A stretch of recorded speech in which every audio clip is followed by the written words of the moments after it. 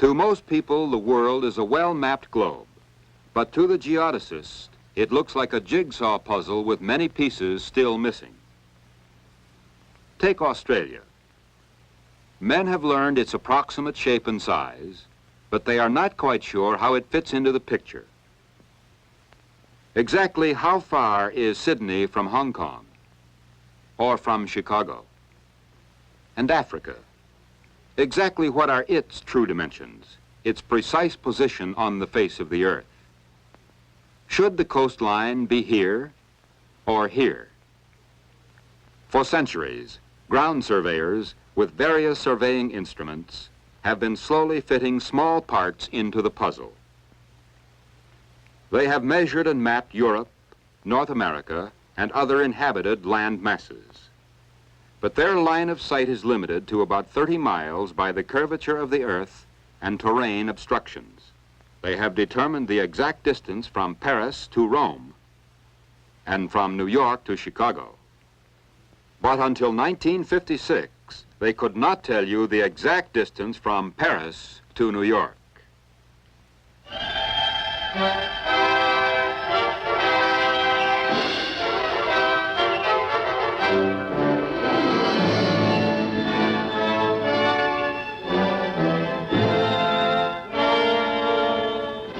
Turner Air Force Base, Georgia, home of the only organization of its kind in the Air Force, the 1370th Photo Mapping Wing.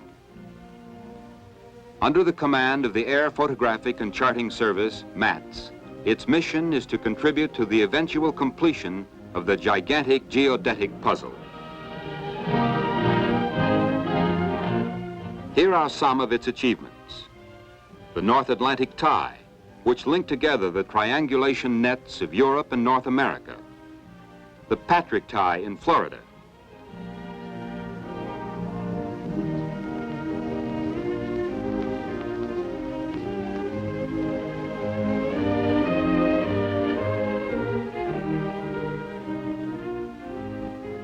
The photo mapping of Spain, Italy, Norway, Greece, and portions of many other countries. To accomplish the missions, the 1370th uses modern aerial techniques, precision visual mapping photography, electronic geodetic surveying called HIRAN trilateration, and electronically controlled photography. Precision visual photography is used to produce detailed topographic maps and charts of extensive areas by the science of photogrammetry. Maintaining a constant altitude, the aircraft flies along a series of parallel lines laid out on existing maps or charts, taking pictures of the terrain. These photographs provide complete coverage of all natural and cultural details on the ground. HIRAN trilateration is an intricate system of extending geodetic control by measuring the distance along the sides of a geometric figure in contrast to the conventional ground method where angles are measured and distances computed. HIRAN is capable of single measurements of over 500 miles within first-order accuracy. Starting from a known location, ground stations are set up and the distances between them measured to bridge large expanses of unsurveyed land or water. The aircraft is equipped with electronic equipment which transmits ultra-high frequency pulses to the ground stations. These pulses trigger the ground station equipment, which transmits a reply pulse back to the aircraft. As these pulses travel at the speed of light, the time required for the signals to reach the ground stations and return is electronically measured while the aircraft is flown back and forth across an imaginary line between the ground stations. The airborne equipment automatically applies the formula of rate times time equals distance and records the distance to each station. To ensure accuracy, at least 6 crossings are made at each of 2 altitudes. The recorded raw distance data is corrected later for weather conditions along the electronic ray path and converted to distance along the surface of the Earth by a series of mathematic computations. When the distance between ground stations is established, another station is set up and measuring continues. In order to produce accurate maps from aerial photographs, the relative position and distance between features shown on the photographs must be known. Therefore, visual mapping photography must be combined with ground surveys, except when used for the cultural revision of existing maps. Ground surveys are expensive and extremely difficult in Arctic, desert, and jungle areas. Electronically controlled photography is a combination of precision visual mapping photography and the high-RAN techniques, providing most of the horizontal control needed for map compilation. High-RAN ground stations in known positions are used to direct the flight of the aircraft and to determine the relative ground position of each photograph. This permits accurate mapping of areas inaccessible to the ground surveyor. Measuring and photographing the globe is not a one-man job, but the result of the 6 squadrons that compose the 1370th. Here are the tools with which the wing works. The RC-130s of the 1375th Squadron and the RB-50s of the 1371st, which accomplish the primary missions of high-RAN and aerial photography. And here work the men who must maintain and keep the aircraft flying. The safety of the flight crews largely depends on the skill of these technicians.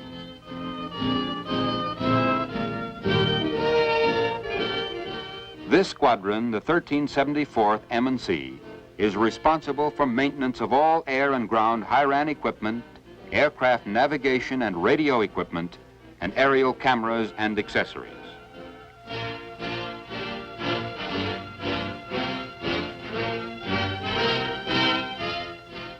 Here is a precision automatic photogrammetric intervalometer, one of the devices used to obtain precise overlap between individual photographs.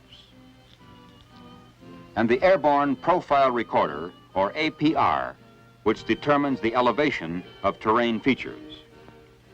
These are only a few of the delicate and sensitive instruments that the squadron must keep in working order.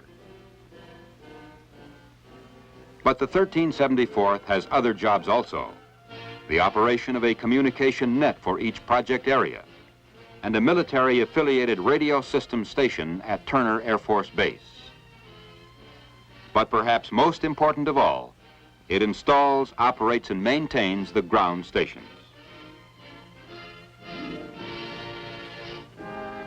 Since it was organized, the 1374th has overcome almost insurmountable obstacles.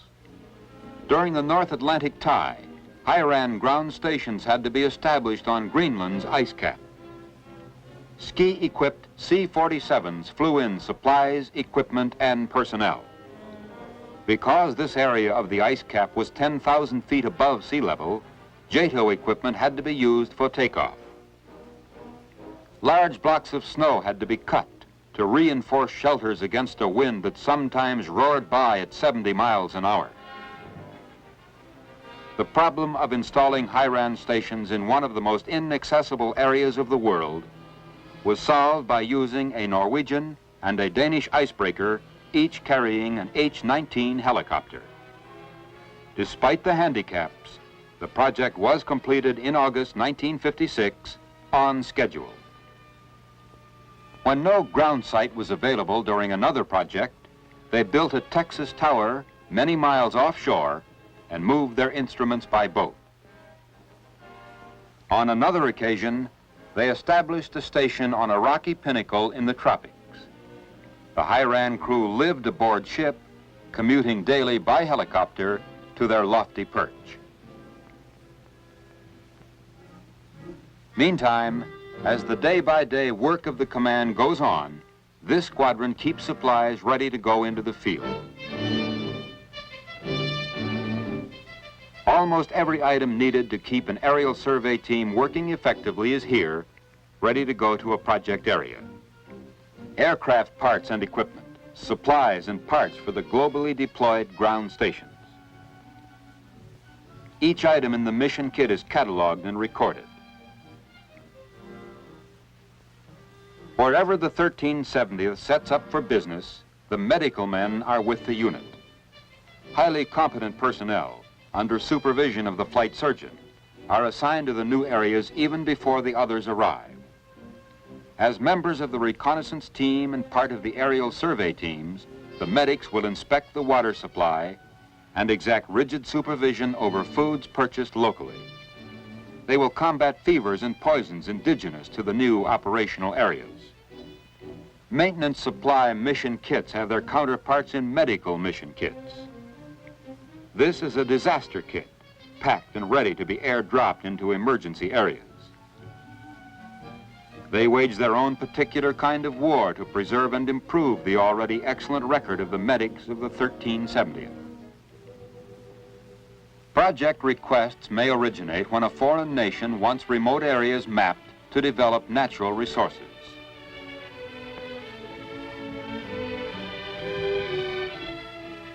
Once the State Department and Department of Defense clear a project and USAF routes it through MATS and APCS to the wing, the 1373rd Squadron goes into action.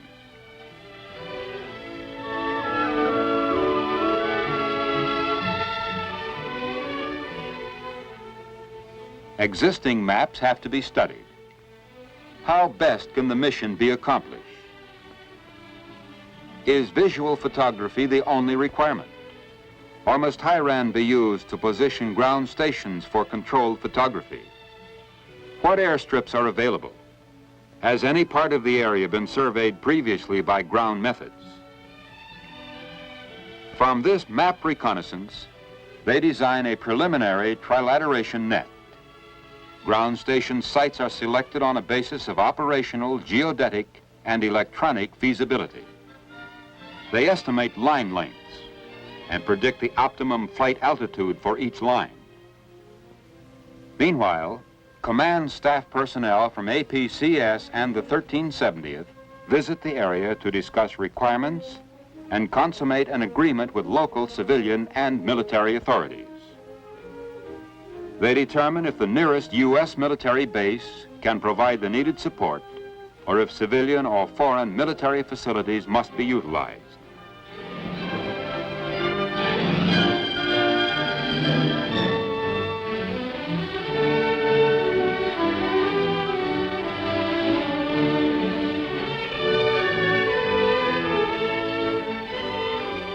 The command reconnaissance is followed by a field reconnaissance party consisting of specialists from the wing. They work out operational, support, and logistics details with their counterparts in the area. They locate any existing ground control positions which have to be reoccupied and check other proposed ground station sites to determine if they are suitable.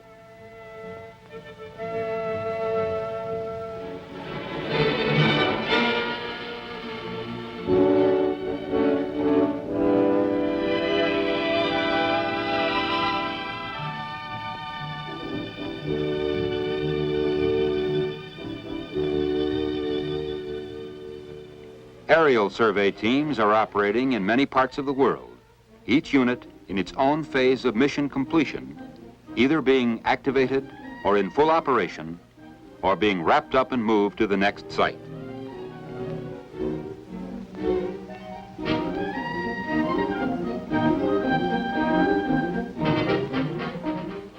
They seek advice on cultural customs. Indians like these may be seeing Americans for the first time. With a ground site located in such a village, it is well to know how to get along with them. The mission, as well as lives, may depend on it.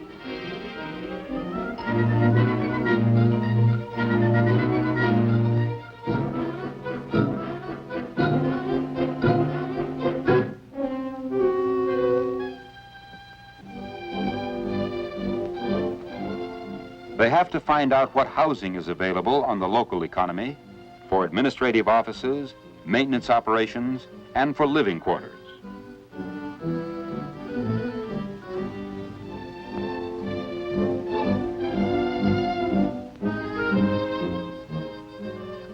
Can the host nation supply aviation fuel, oil, and lubricants on a reimbursable basis? Are aircraft servicing facilities available? How about weather data for high-ran or photographic flights and many other items? On the basis of information gathered during the reconnaissance and their own research of available geodetic data, geodesists of the 1373rd designed the final trilateration net. When all planning is completed, an operation plan is formulated and published by Headquarters APCS.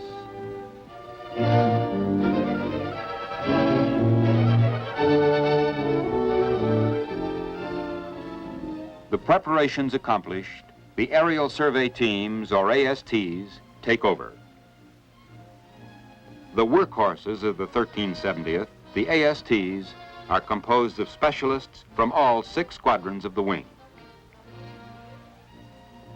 When they bid goodbye to their families, they know they may not see them again for as long as 6 months.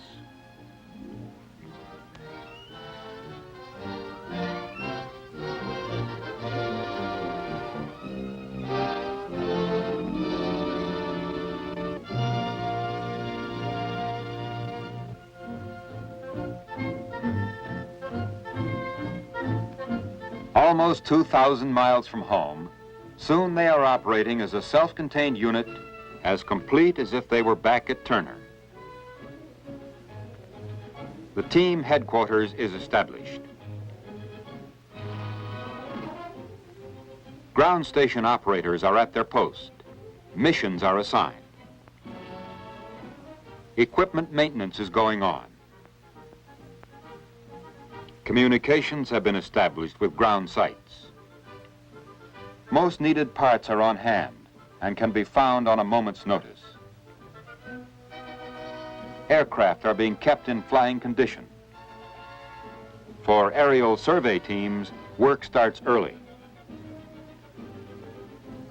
If the mission is either electronically controlled photography such as this or visual photography, work goes on 7 days a week during periods of good weather. Whether accomplished by a long-range, high-altitude RB-50 or this jet-powered RC-130, a mission demands the greatest teamwork among members of the crew. Inside this aircraft is more than $1 million worth of sensitive equipment. Mapping cameras in gyro-stabilized mounts have been previously flown over a test area to assure their precision. A device called a straight line indicator is controlled by signals from the ground stations and shows the pilot which way and how far to turn to keep his aircraft on a straight course over the ground. An air profile recorder that charts the pressure, altitude, and height above the terrain being photographed, and many other pieces of expensive equipment.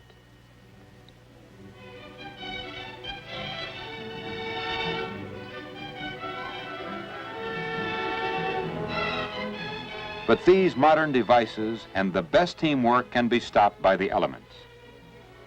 Those clouds, for instance, will prevent photography. Only high-ran electronic geodetic surveying can be done during this type of weather.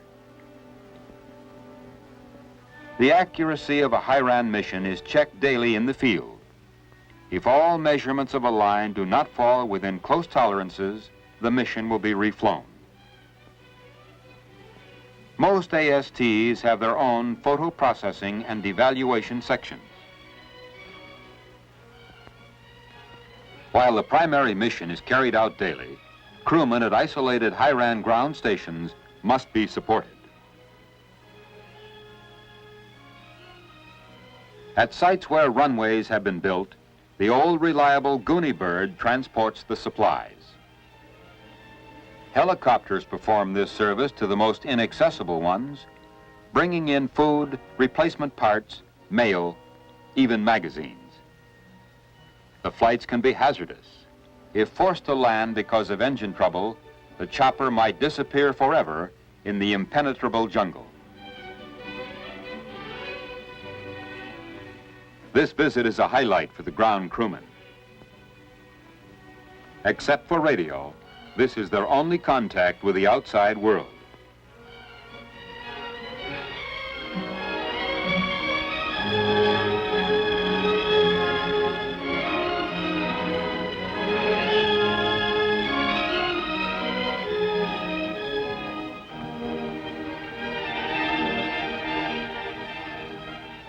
These isolated men are a vital part of the mission. During every high-ran or controlled photography flight flown in their area, they are always on the job. Recreation is limited. After a while, cards can get pretty tiring.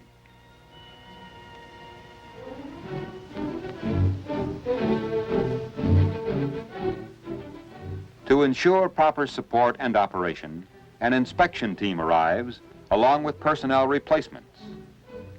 Helicopter pilots who will shuttle supplies, laboratory technicians, ground station operators and maintenance men.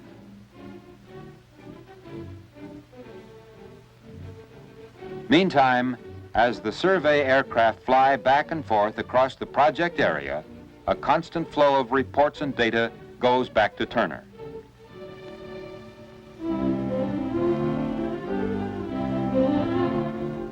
Data is reduced by two-man teams who check and cross-check to eliminate chances of mathematical error. High-ran data recording cameras furnish film of instruments. When computations are checked for inaccuracies, mission distances are consolidated on a preliminary data sheet. When data is fed into this electronic computer, it will give the geodetic distances of all unknown ground stations from each other, making more than 40 mathematical computations almost instantly.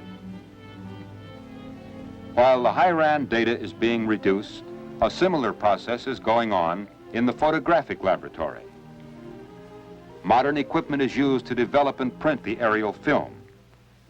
Continuous processing machines and this logitronic printer with automatic exposure compensation speed the production of high-quality prints and duplicate negatives.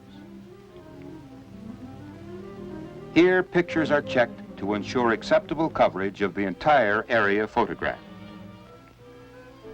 Great care must be taken to verify that each photograph overlaps the one before and after between 53 and 60% and side-laps the adjacent strips not less than 10%. As with high-ran data, high standards are imperative. Insufficient or excessive overlap, poor negative quality or clouds, and a photo mission must be reflown.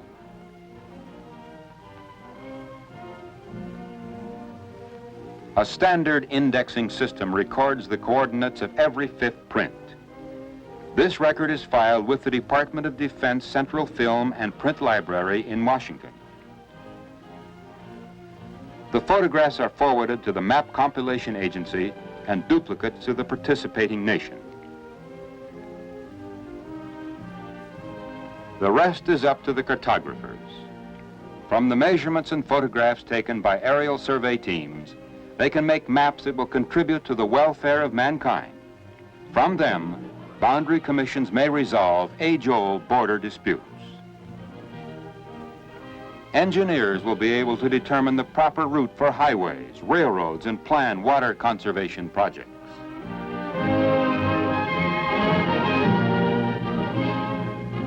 This is the aim and meaning of the mission of the 1370th Photo Mapping Wing.